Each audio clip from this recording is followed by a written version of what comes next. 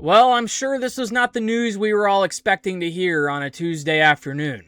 Konnor Griffin is going to be heading to a long-term IL stint, 8 to 10 weeks, with a finger injury on his ring finger on his left hand, per Pirates director of sports medicine, Todd Tomzik. Yikes. This Pirates team could not really afford, I think, to have another big injury like this. They already missed out on Konnor Griffin for a month previously with an earlier injury. They were able to stay afloat without Konnor Griffin during that stretch. Then they lost O'Neal Cruz. They were still able to kind of stay afloat, but you can definitely tell the bat is missing. And then they're now missing Spencer Horwitz. Now they are going to have a stretch of a couple games with at least all three out of the lineup. It wasn't at least all three of them before this KG injury. It was a mix of one or two of them out. Now it's all three guys are out of the lineup. But now you're missing Konnor Griffin until at least September. Yikes. I don't really know how else to say how much of a blow this is to this team. An offense that has been able to thrive right now. And Konnor Griffin so far this season has been all of what we've expected him to be. He has done all he can do to help this offense. 5 home runs, 25 RBI. He's hitting .276 with an OPS of a solid in the 700s right now. A .332 OBP, a .402 slugging. He is doing his job right. And it just sucks to see. It really does, because it's like, man, he is going to be a special player. And it's like, once he turned 20, he has been a completely different guy. His last 60 games, last 60 days in the majors, he's hitting .307. His last 30 days, he's hitting .342. You're going to be losing that from the lineup now for 8 to 10 weeks. And it's just a blow to this team. It is a dagger through the heart of Pirates fans, I think, everywhere. And I think if you're watching this right now, because this is kind of an emergency episode, I really wish episode 50 could be more holly jolly. But episode 50 is just, this is a rough one. They're going to be missing their starting shortstop for this stretch of the season where it is going to be the most important Pirates baseball of our lives. Many of our lives, which is crazy. I was born in 2001, and the best part of Pirates baseball for me was 2013 to 2015.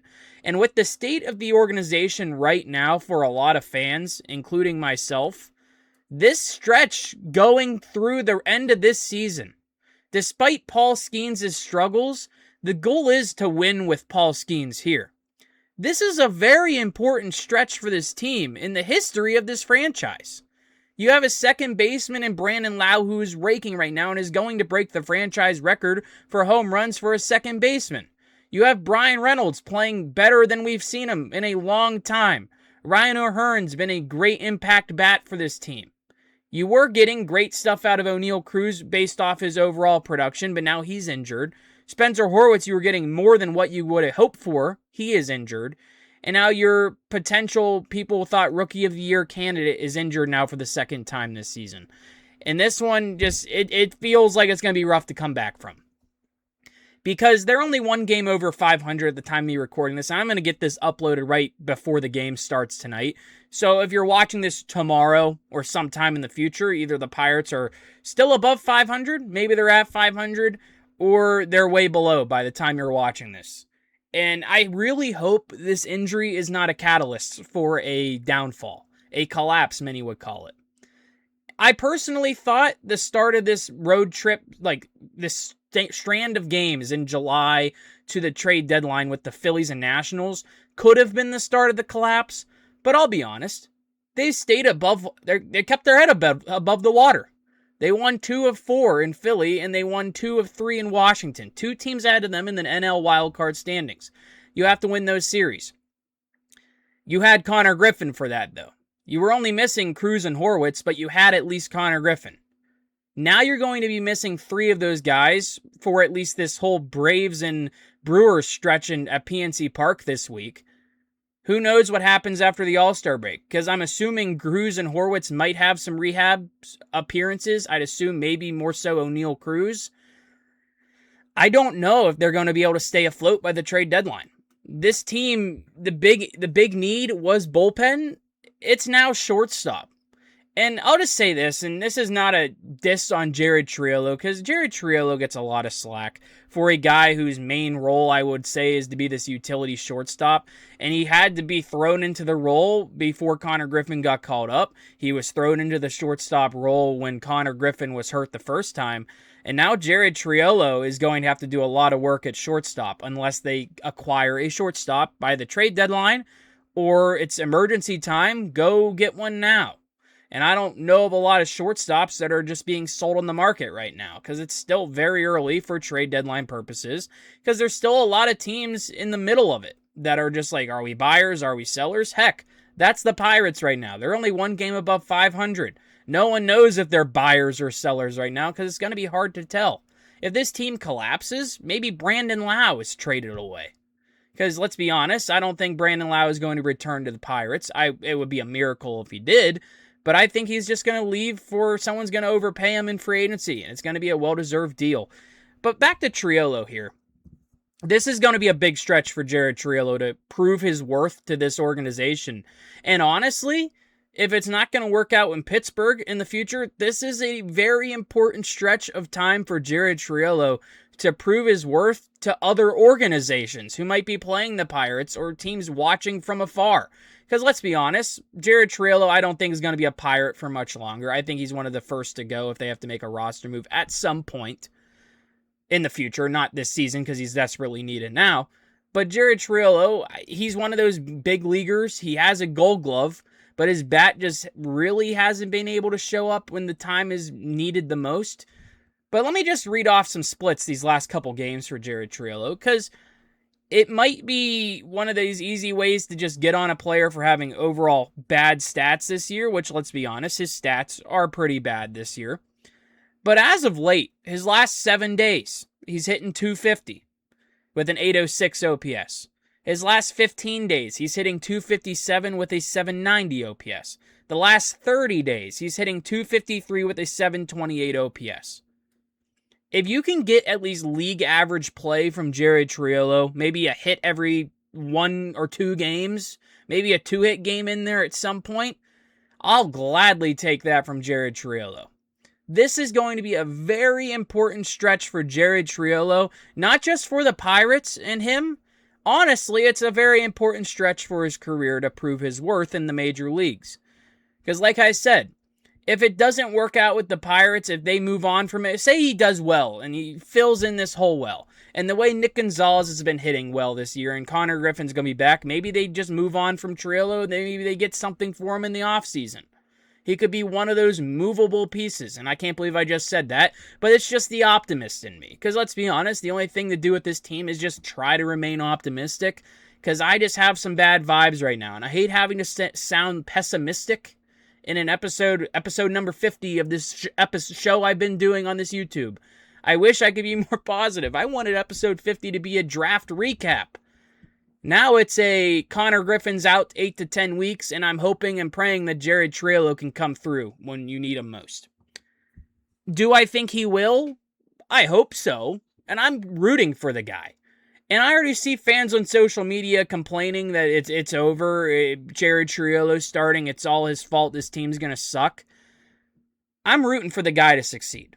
That is literally all you can do in this situation, because he is now being thrown in to be your starting shortstop in a position that I think is one of his worst defensive ones. I'd rather Triolo play where he mainly won the Gold Glove for, even though it was a utility Gold Glove, play him at third base. But the problem is Nick Gonzalez is already not a great defensive shortstop or third baseman.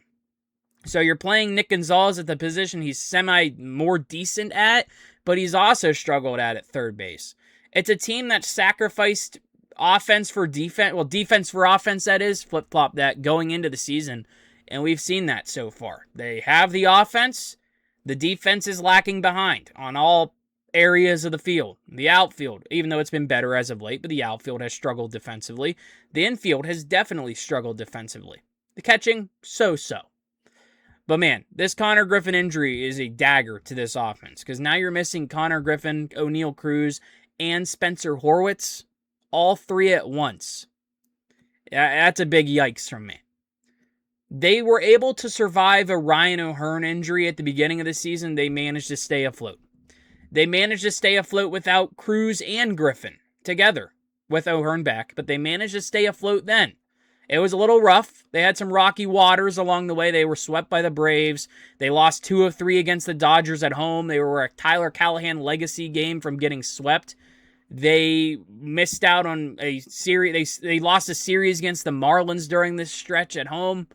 They struggled against the Rockies, and to beat the A's, really pound them. And now you're missing Horwitz. And then you had the stretch of Horwitz and Cruz out with Konnor Griffin back, and they were still kind of just staying afloat. But now you're missing all 3 of them at once. And I'm really hoping they can get O'Neill Cruz and Spencer Horwitz back by the end of this month. Or the best case scenario is they somehow have Cruz going down to Florida, which here's some injury notes today from Todd Tomzik, and this is from Colin Beasley over on Twitter and the Post-Gazette. So here were some other injury updates. O'Neill Cruz is now swinging a bat. That's a positive. Here's something about Evan Sisk. It's a posterior left elbow inflammation for Sisk. The necessary treatment is rest. No timeline was given, so that's kind of iffy right there. Wilbur Dotel is pitching right now in rehab with Double-A Altoona, so that's good for the bullpen.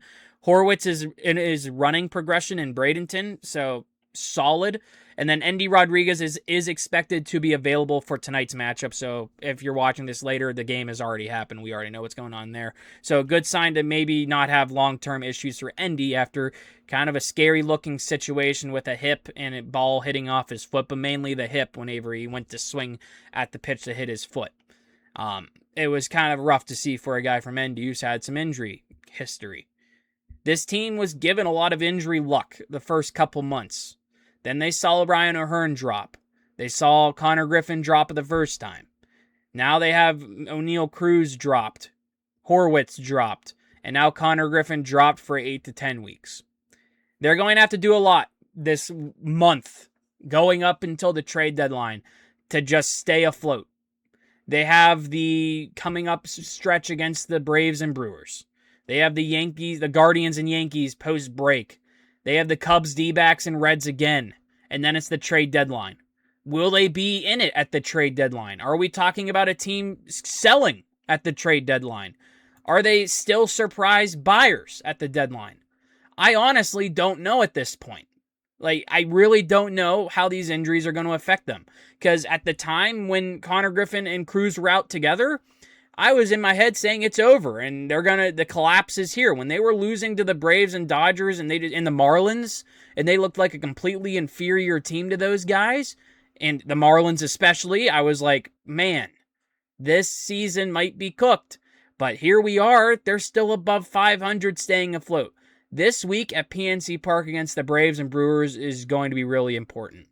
Now, if they are buyers still at the deadline and they are somehow still afloat, I think you have to look for a stopgap shortstop because I don't think Jared Triolo can carry the weight the whole season. I hope he can, but I think you have to be smart to go out and try to find someone to fill in at shortstop because you can't trust the defense of Triolo and Gonzalez together on that left side of the infield the way they have looked this year.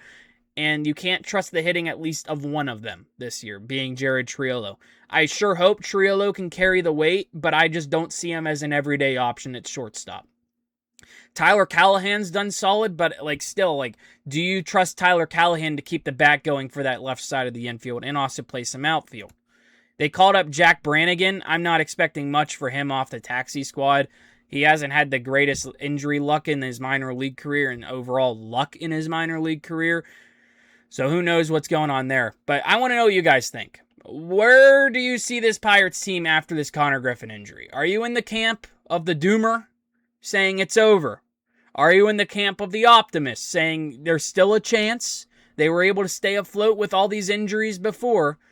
But with this schedule ahead, it might be rough, guys. I sure hope they are still in it.